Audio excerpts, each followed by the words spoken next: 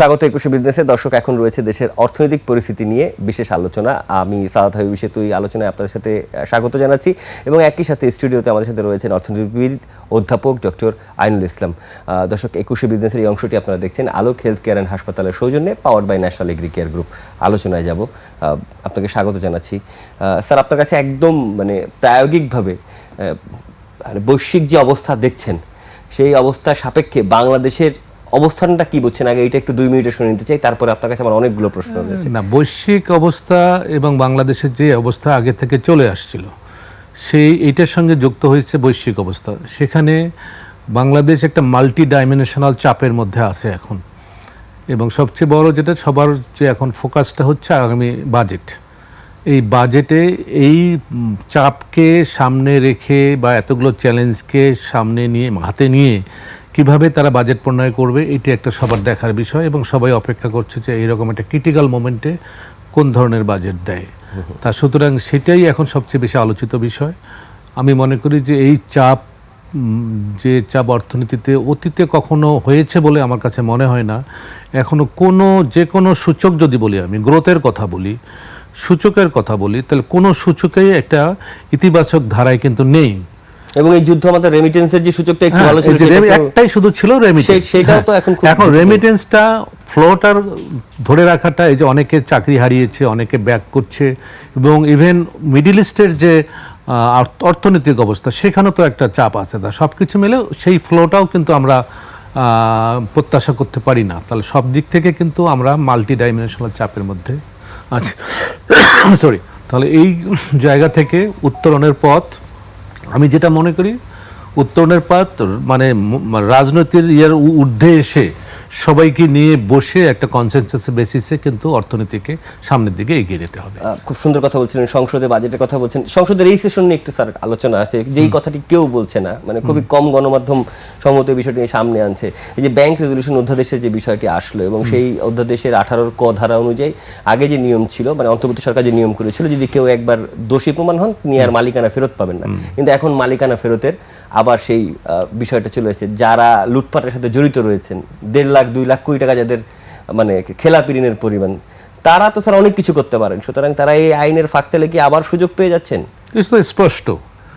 আর তাহলে কি দাঁড়ালো? এত যে গত 1.5 বছর কেন, আগের 18 মাস, 1.5 বছর পরে যে আরো 2-2.5 মাস, তাহলে যে লাউ সেই কদু, যার জন্য এত কিছু রাগঢাক করে সংস্কার করা হচ্ছে, এই হচ্ছে ওই হচ্ছে, জনগণকে তাহলে এক ধরনের ধোঁকা দেওয়া হয়েছে আমি মনে করি।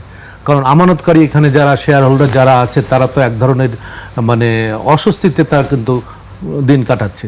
সেই জায়গায় তাদের জন্য কিছু না করে, যারা দোষী, যাদের বিচার হওয়া উচিত, তাদেরকে আবার কি দেওয়া হলো? তাদেরকে সাশ্রয় দেওয়া হলো বলতে গেলে মাত্র না 7.5%, 7.5% দিয়ে আবার কোন টাকাটা যেটা সরকার ইনজেক্ট করছে, চিন্তা করে দেখেন।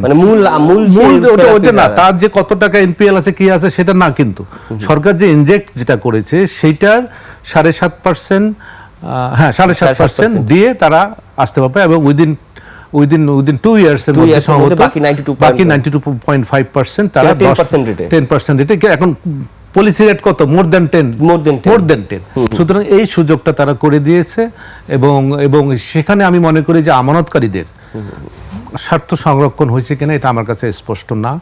সবচেয়ে বড় কথা হচ্ছে যে এই যে ব্যাংকিং খাতের প্রতি মানুষের যে একটা আস্থা ফিরিয়ে আনার জন্য যে একটা নিরন্তর চেষ্টা করছে, সেই জায়গায় কিন্তু একটা বড় ধরনের ধাক্কা খেলো। এখন তো আপনি কি বিশ্বাস করবেন, কাকে বিশ্বাস করবেন?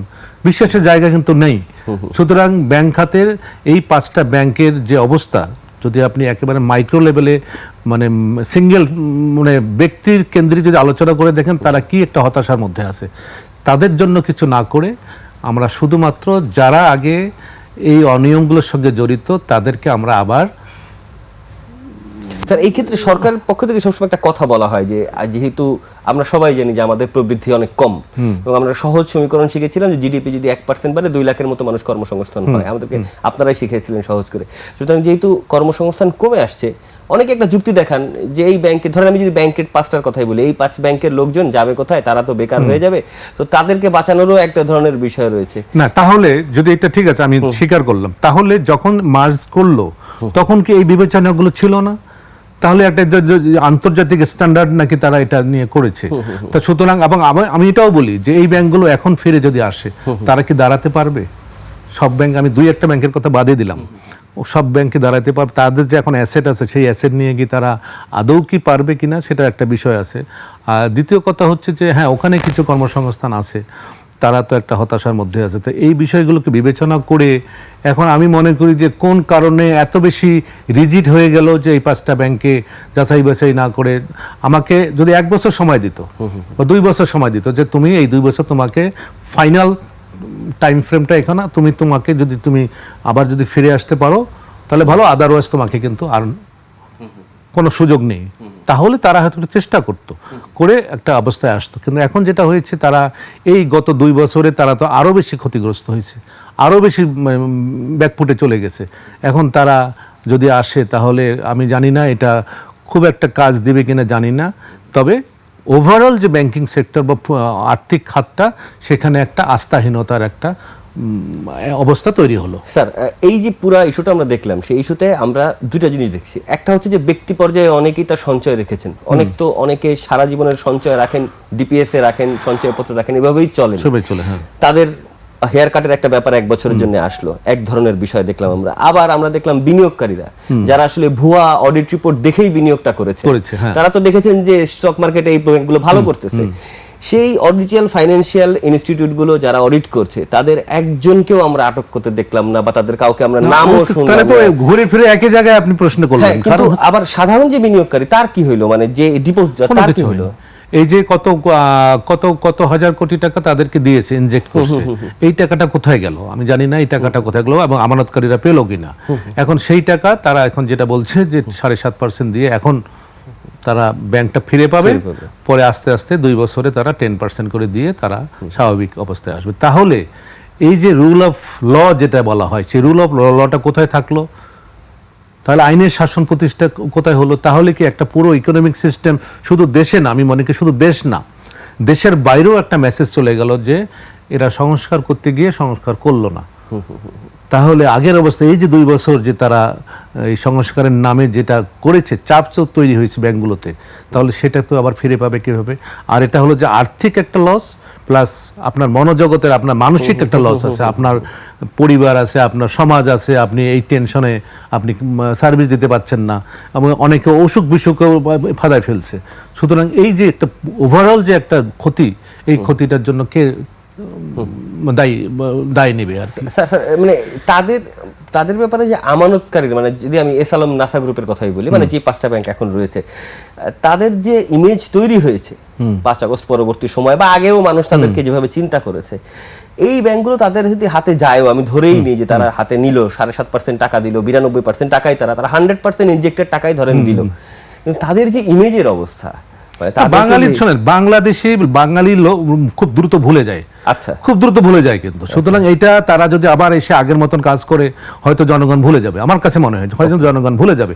কিন্তু দেশের যে ক্ষতিটা হলো, এই ক্ষতিটা কি হবে স্যার? আরো তো অনেকগুলো ব্যাংক পাইপলাইনে ছিল, তাহলে এগুলোকে চিন্তা করলো না, এবং তারা যে মিনিমাম শাস্তিটুকু তো আমরা দেখলাম না। কিংবা সেইভাবে যদি বলতো যে হ্যাঁ এনপিএল এর কথাটা বলা আছে, কিন্তু তারা যে কত টাকা পাচার করছে, কি অবস্থা করলে, কেন তাদেরকে এই সুযোগটা দেওয়া হলো, এটা জনগণ জানতে চায়। ঠিক আছে, একটা সংসদের মধ্যে যেটা হলো, জনগণকে আরো বেশি ব্রিফ করা উচিত ছিল যে এই কারণে আমরা সংখ্যা দেখেছি অন্তর্বর্তী সরকারের যে সংখ্যাটা 234 বিলিয়নের, কিন্তু বাংলাদেশ ব্যাংক বা বিসিসি কারা কোথায় জড়িত ছিল, এবং এই 234 যে কথাটা বলেন আপনারা, সেটা কোত্থেকে আনছে, কোন বই থেকে টুকে দিছে, এখানে সেটাও আজকাল সেটাও নিয়ে কথা হচ্ছে। তো সেটা যাই হোক, ঘটনা ঘটেছে হয়তো, কিন্তু সেটা যদি আমি একটা সুনির্দিষ্ট যদি কোনো মানে কি বলবো তদন্ত রিপোর্ট যদি পাইতাম। কিন্তু এটা তো শ্বেতপত্র কমিটি করেছিল, শ্বেতপত্র কমিটি তো কেউ এখন আমি মনে করি যে বিশ্বাস করে না যে শ্বেতপত্রটা, কারণ হলো তো আপনাকে তো মানে বুঝাই দিতে হবে, ইকোনমিক্সে কোনো ধরনের ওই বায়বীয় বিষয় কিন্তু অ্যাকসেপ্ট করে না, আমার বুঝাই দিতে হবে যে এই চ্যানেলে এই টাকাটা পাচার হয়েছে। এখন নানানভাবে এই জিনিসগুলো হতে পারে। এখন আপনি দেখেন কেন কিভাবে হয় পাচার, এই যে ইনভয়েস বলে, আন্ডার ইনভয়েস বলি, ওভার ইনভয়েস বলি, কিংবা রিপোর্টও আসছে, প্লাস আপনি মনে করেন যে আপনার ছেলে মেয়ে বাইরে পড়াশোনা করছে, আপনি কিন্তু একটা চ্যানেলে কিন্তু আপনি ডলার নিয়ে যাচ্ছেন, আপনি $5,000 আপনার সিলিং আছে, আপনি ব্যাংকের সঙ্গে যোগ সাজসে এটাকে $10,000 নিয়ে গেলেন। এভাবেই কিন্তু আমাদের ডলারগুলো চলে গেছে। সুতরাং এইটাও যে একটা সুনির্দিষ্ট যদি একটা মানে তদন্ত রিপোর্ট আসতো, এসে বলতো যে এখন থেকে এই অবস্থা, তাহলে আমরা কি পেলাম? আপনি বলেন আমাকে যে গত 2 বছরে আমরা কি পেলাম? এখন এইটার জন্য প্রচুর পয়সা খরচ হয়েছে।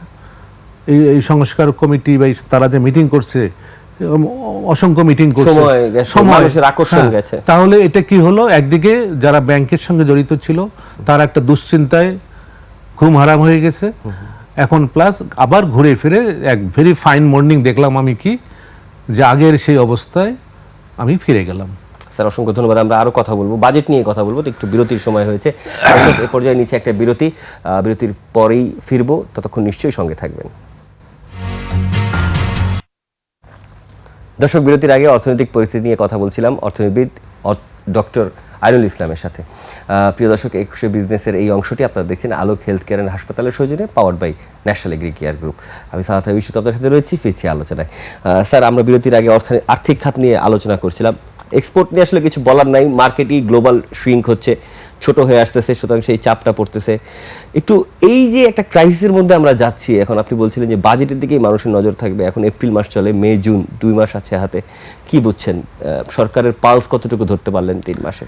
সরকারের পালস যেটা অলরেডি পত্রিকায় উঠে এসেছে যে মানে গত বাজেটগুলোকে ওই ট্রেন্ডেই এগোবে বলে মনে হচ্ছে। প্রায় অ্যারাউন্ড 9 লাখ করোড় টাকার একটা বাজেট আসবে বোধহয়। তবে যে চাপগুলোর কথা আমরা বলছি, এই চাপগুলোকে সামলাতে হলে আমি মনে করি এক্সপানশনারি বাজেট এবারও দেওয়া উচিত, মানে বাজেট বড়ই করা উচিত। এটা আমার ব্যক্তিগত এবং আমার অর্থনীতি সমিতিও আমরা কিন্তু আগে বলতাম এটা, আমরা তো বড় ধরনের বাজেট দিতাম আর কি। কারণ এই যে আমাদের যে গ্রোয়িং ইকোনমিটা, এই ইকোনমিটাকে আরো সামনের দিকে নিতে হলে আমি মানে কোনো বিকল্প নাই যে আমার বড় বাজেট ছাড়া আর কি। আচ্ছা, এটা গেলো একটা জিনিস। আর একটা হলো যে যতগুলো চ্যালেঞ্জ এখন আমাদের সামনে আছে, এই চ্যালেঞ্জগুলোকে খুব খুব মানে আমি বলবো যে দক্ষতার সঙ্গে হ্যান্ডেল করার জন্য এবারকার বাজেটটা করা উচিত। কিন্তু একটু ঢালাওভাবে যদি হয় তাহলে জনগণ কিছুটা হলো একটু মানে হতাশ হবে যে তাহলে কি হলো, নতুন কি হলো।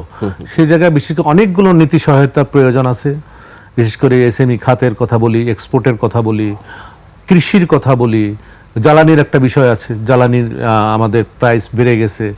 ভর্তুকি ছাড়া আবার আমি দেখলাম যে পত্রিকায় প্রায় 36,000 কোটি টাকা বাড়তি লাগবে প্রাইসের কারণে সেটা। এবং সেখানে যেমন একটা একদিকে IMF এর চাপ আছে, আরেকদিকে ভর্তুকি কন্টিনিউ করা, কারণ ডে ভর্তুকি স্যার তেলেই 167 কোটি টাকা প্রতিদিন টাকা। তো এটা কিন্তু যদি আবার এই হঠাৎ করে ভর্তুকি স্টপ করা হয় বা কমানো হয়, তাহলে কিন্তু এই কৃষি শিল্প দাঁড়াতে পারবে না।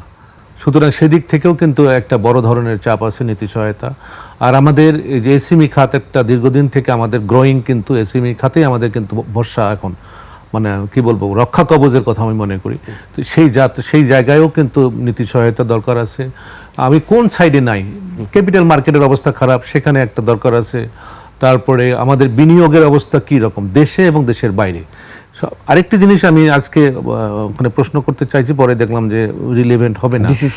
হ্যাঁ, তো সেখানে যেমন যারা ডিসিসি যারা ব্যবসায়ীরা আজকে ব্যবসায়ী যে সংগঠন, তারাও বলতেছে যে আমাদের কস্ট অফ ক্যাপিটাল যেটা আর কি, কস্ট অফ ফান্ডের বিষয়টা, সেখানে আমরা গত 2 বছর থেকে 2.5 বছর থেকে দেখে আসছি যে নীতি সুদহারটা উপরের দিকে, কিন্তু এইটা থেকে সরিয়ে আসছে না সরকার বা বাংলাদেশ ব্যাংক। তাহলে তাই সেখানে বিনিয়োগ, প্রাইভেট ইনভেস্টমেন্ট অনেক কমে গেছে। পাশাপাশি আমি বাইরের কথা তো বললাম, FDI তো নাই এখন বললেই চলে। এবং সেটার বা পাশাপাশি এখন একটা জিনিস আপনি দেখছেন কিনা যে সরকারি যে ঋণ, অভ্যন্তরীণ সোর্স থেকে যে ঋণটা, এই ঋণটা যে এত ব্যাপক আকারে ফিগারটা হয়ে গেছে, এখন এইটার কারণটা, এইটা হলে হবে কি প্রাইভেট ইনভেস্টমেন্টে যেটাকে বলে ক্রাউডিং আউট ইফেক্ট, তখন কিন্তু প্রাইভেট ইনভেস্টররা গিয়ে ব্যাংকে গিয়ে টাকা পাবে না। তা সুতরাং এইটা একটা বড় ধরনের একটা চ্যালেঞ্জ নিয়ে এবারকার বাজেট হবে।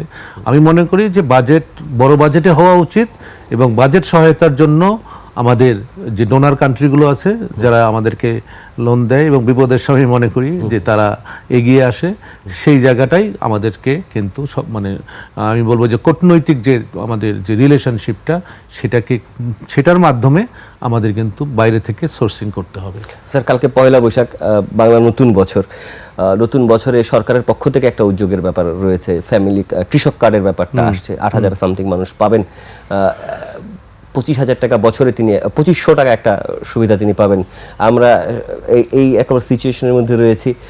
এরকম যে ফ্যামিলি কার্ডের যে উদ্যোগ বা এই উদ্যোগগুলো একদম সময় শেষের দিকে, স্যার, এই উদ্যোগগুলোকে কিভাবে দেখছেন? এই ঘাটতির উদ্যোগগুলো ধরেন আমি যেটা বলি যে এই যেটা কৃষক কার্ডের কথা বলি বা ফ্যামিলি কার্ডের কথা বলি, এদের জন্য তো একটা ফান্ড দরকার, ঠিক আছে? এর আগে কিন্তু আগের সরকারের কিন্তু অনেকগুলো প্রোগ্রাম চলছে, কিন্তু সেটার সঙ্গে এটা যুক্ত হয়ে হয়তো আরো কিছু আমার কথা হচ্ছে যে প্রোগ্রাম ঠিক আছে, ভালো, এটা আমাদের এই আর্থসামাজিক অবস্থার জন্য ভালো, তবে আগে যেগুলো হয়েছে সেগুলোকে একটু যাচাই বাছাই করা, একটু কারেকশন করা উচিত ছিল, তারপরে এইসব প্রোগ্রাম চালু করা উচিত ছিল। কিন্তু বড় আকারের একটা এখানে ফান্ডের কিন্তু দরকার হবে। সেটা কোত্থেকে হবে ঠিক জানি না, কারণ এত চাপের মধ্যে, আমি ক্রাইসিস যদি নাও বলি, এই চাপের মধ্যে এই প্রোগ্রামটা হয়তো জনগণের জন্য ভালো হবে, কিন্তু অর্থনীতির জন্য যারা দেশ চালাবে তাদের জন্য একটা বড় ধরনের চাপ। ধন্যবাদ স্যার। পয়লা বৈশাখ আগামীকাল, সুতরাং নতুন বছরের শুভেচ্ছা আপনাকে সবার আগে জানিয়ে দিলাম।